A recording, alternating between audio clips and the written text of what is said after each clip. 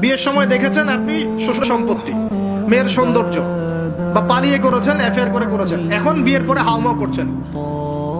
বিয়ের আগে তো দিনদারিতা দেখেন নাই। আল্লাহর নবী কখনো বলেননি 4টা গুণ দেখে বিয়ে করো, হাদিসের শব্দ এমন নয়। ওলামায়ে কেরামকে জিজ্ঞাসা করেন 4টা গুণ দেখে বিয়ে করো নয় শব্দটা, 4টা গুণ দেখে সাধারণত বিয়ে করা হয়।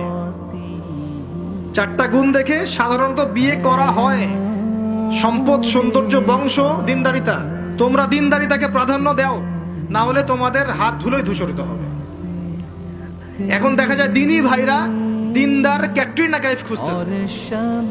দিনদার মেয়ে চাই কিন্তু সুন্দরী লাগবে আবার। কেন? একটু অসুন্দর হলে আপনার চলবে না? আপনার স্ত্রীর কাছে যা আছে অন্য মেয়ের কাছে তাই আছে, এর বাইরে কিছু নাই।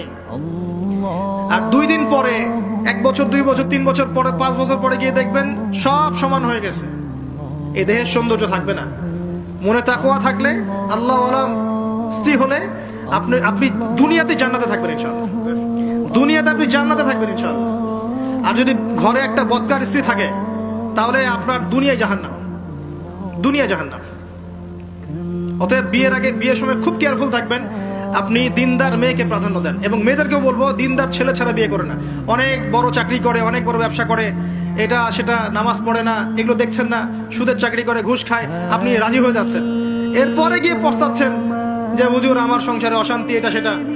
এখন তো পস্তায় লাভ নাই, বরং আপনার সন্তানও হবে ওই নাস্তিক প্রজন্মের মতোই, নাউজুবিল্লাহ।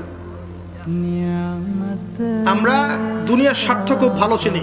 দুনিয়ার স্বার্থকে ত্যাগ করে দিনকে অগ্রাধিকার দেন, আল্লাহ পাক কবুল করবে ইনশাআল্লাহ।